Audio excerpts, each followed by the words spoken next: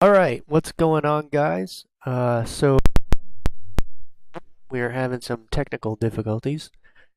Alright, so a lot of people have asked about Plex. How do I set it up? What do I use it for? What can I do with it? So I'm going to make a not very short video about going over the way that I use it, how I set it up, and some of its ins and outs. Some of the things we're going to look at are the plugins here, Web Tools, which is the unofficial application store of Plex, and IPTV plugin, which you need to have the Web Tools for in order to get this installed. One of the other things we're going to look at is getting into our file system here and how we install plugins that do not come from Plex itself. Alright, so getting started, what is Plex? Plex is a media streamer. A lot of people are familiar with Kodi, and this is essentially a standalone version that unfortunately you cannot drop add-ons into, so you can't go adding your favorite repos, but this is for your locally hosted content. Now you can go online and rent a server. I found some pretty decent prices. I've rented one for a couple months just to try it out and found overall it was a pretty pleasant experience. However, transcoding and server stress got to be too much for me to want to pay for it. So now I'm going to want to mostly do it on my own at home. Now, these are all the things that you can do with Plex. You can also get a premium and pay. A lifetime fee is $120. Might seem like a lot, but for the things that you can do with Plex Pass and some of the offers that they have, the updates that'll all be included, for me it was worth dropping the $120. So these are the devices that you can get Plex on. This is a big one for a lot of people. A lot of people still like their Apple TVs, the Apple TV 4K. Roku is another one. It's been pretty tough to add some custom things into Roku. They've really closed off some of the extra channels that you used to have access to. But you can see pretty much every platform you can think of is all on here. And they do list out the streaming devices that are compatible, whether you're using them as a server or you're just using the Plex app itself. So let's take a look here. I have, you can see my recently updated stuff. Up in the corner here, you see activity. This is generating thumbnails. So I've recently added some new movies into my collection. And what Plex is doing is it's downloading not just the place cards you see here with the album artwork, but if we open it up, you can see a lot of the information. What's the movie about? Who are the actors? Related movies in excuse me, in my collection. So it really makes it kind of like an all-in-one. And actually, we'll just go on this one. We'll hit play. You can see it'll let you resume or start it right from the beginning.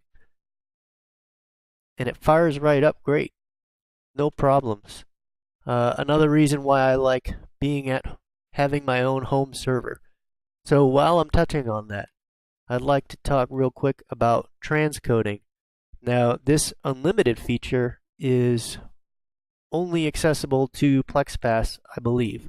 And you can see here, otherwise it's a number structure that you go by. So what is transcoding? Transcoding means that if I have a 4K video stored on my device, and for me it's a 10 terabyte external hard drive. If I have a 4K video, and I'm not picking on Fire Sticks, but the first gen Fire Sticks weren't really built for 4K, right? So if I'm trying to watch that 4K video on my Fire Stick, then my server is going to have to do what's called transcoding. It's going to take that 4K video and convert it into whatever the maximum resolution that device can play.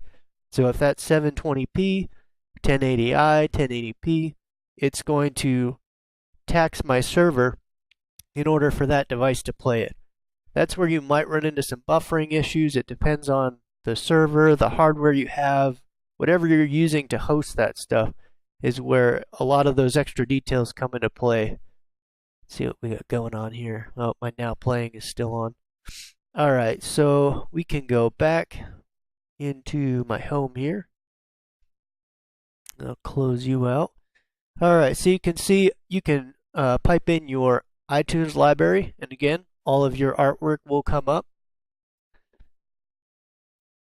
You'll get to read a little bit more, see any of the songs that you have here, and this again, this will work. I can use this out of home.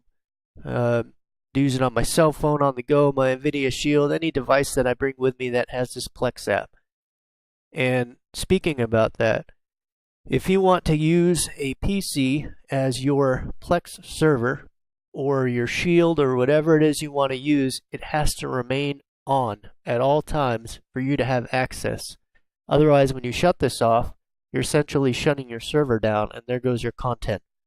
Now, another thing that you should keep in mind is NAS. It stands for Network Attached Storage.